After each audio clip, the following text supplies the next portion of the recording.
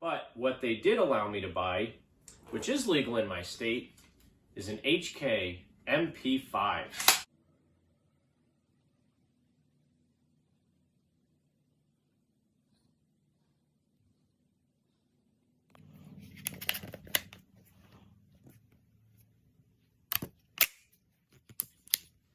This is a rifle that I never ever thought I would be able to get.